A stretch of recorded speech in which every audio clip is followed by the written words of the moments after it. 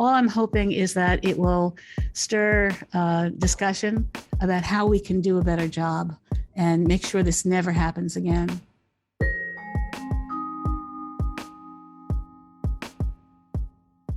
Hi there, it's WAMC News Director Ian Pickus.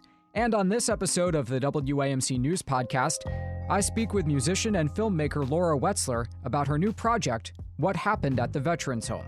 As anyone who has followed COVID-19 in Western Massachusetts knows, the tragedy at the Holyoke Soldiers Home was one of the worst aspects of the pandemic. More than 70 military veterans living there died in a case that has drawn widespread scrutiny and legal action. A new short movie by regional musician and filmmaker Laura Wetzler dramatizes that harrowing period. And although not specifically about the Holyoke situation, What Happened at the Veterans Home measures the human toll of the coronavirus and how it was handled.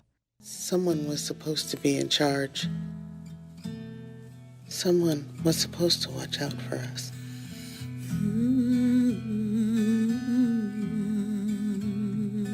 When you put us in here, we trusted you. The film will be screened at the Academy of Music in Northampton on Sunday. For a preview, Laura Wetzler joins us now. Oh, it's a pleasure, Ian. Thanks so much for having me. What inspired you to make this film? Well, first of all, this is not about any one place. This is about many places around the world.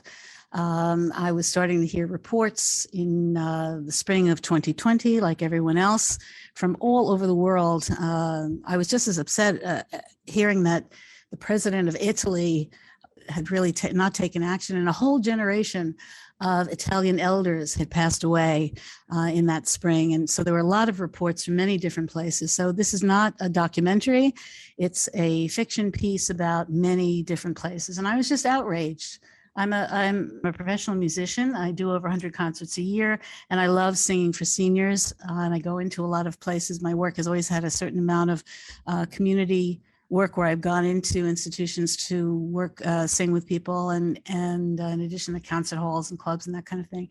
And I can tell the minute I walked in how well staffed or how well funded a place was, the morale of a place.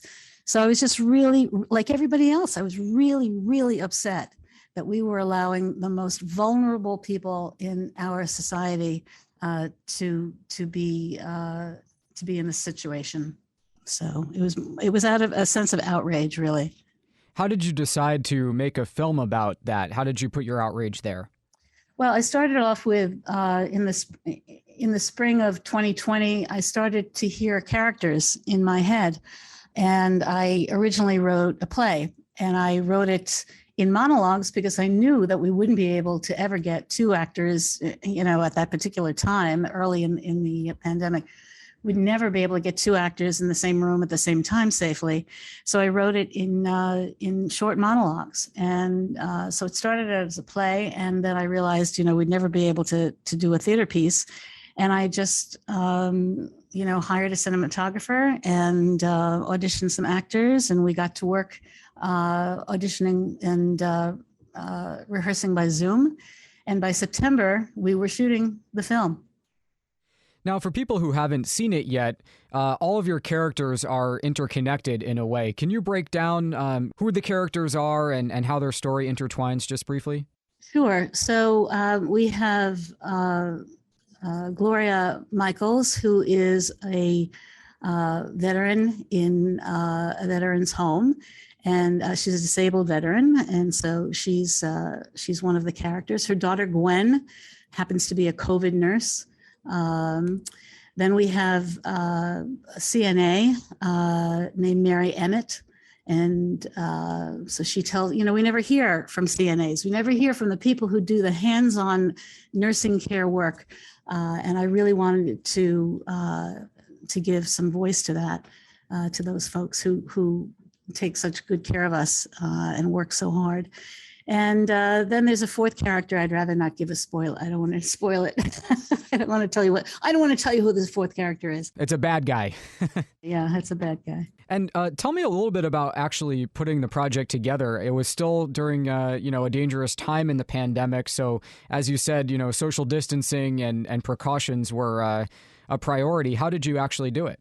It was really crazy. I mean, I had already started doing Zoom concerts from my living room, so I was familiar with working with Zoom. So we did the auditions by Zoom, we did the rehearsals by Zoom, and then we shot each actor separately over the course of, so for each character, there would be 2 days of shooting, and that's 5 scenes average in 2 days of shooting in locations all over Western Massachusetts.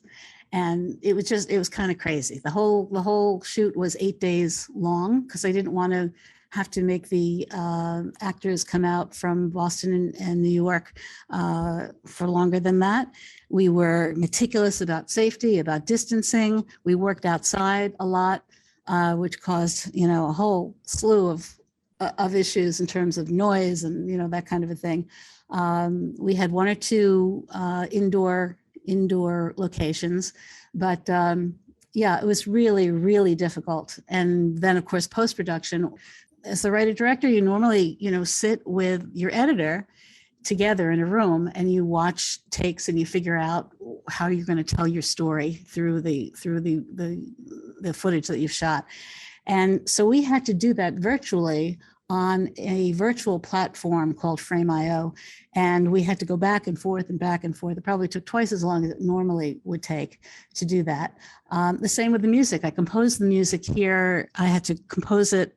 Some of it I recorded first on my iPhone, and then I took those audio files and sent them to my engineer, George Wirtz, back in Brooklyn, and we worked back and forth. I composed on my in GarageBand, in iPad, and normally I'd be in the studio with him. We would play all the parts, and we would be working side by side. But we just had files flying through the air from across the states here, and trying to keep up with which one was what. It was really challenging. It was a very challenging process, but I certainly learned a lot through it. That's for sure. What are you hoping that your film accomplishes? What do you want people to take away from it? Well, the bottom line, we are just not taking good enough care of each other. We have got to figure out how to create a health system where we are caring for the most vulnerable people in our society. These problems that we had with this, with the pandemic, showed up all the problems that we really have, and how our institutions, it's hard to figure out how to create an institution that's responsive to emergencies and that takes care of everybody who needs to be taken care of. But we have a responsibility as a society to figure out how to take care of the most vulnerable people, in our families, in our communities, and in our society. So all I'm hoping is that it will stir discussion about how we can do a better job and make sure this never happens again. My understanding is that you're also working with a couple of nonprofits. Can you tell me about that and how that works? Sure. Well, we want the film to be of use, and so we've done outreach with a lot of veterans organizations and healthcare organizations, so that there's going to be, at the premiere on March 20th at the Academy of Music, before the show and after the show, there'll be a little expo of tables where people are giving out information about how they can be more supportive of either legislation or work that's going on to help improve what's going on in facilities. So there'll be a little expo before and after that.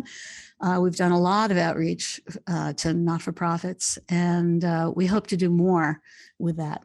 We really want the film to be of use, to start conversations, to help move the needle a little bit with legislatures of how we can fund our facilities better and more efficiently, and like I said, take better care of each other. Well, the name of the film is What Happened at the Veterans Home, and it will be screened at the Academy of Music in Northampton this coming Sunday, March 20th. The filmmaker, and she did many other jobs on the project, is Laura Wetzler. Thank you so much for speaking with us. Thank you, Ian. Take care. All right, that does it for this episode of the WAMC News Podcast. Thanks so much for listening. Until next time, I'm Ian Pickus.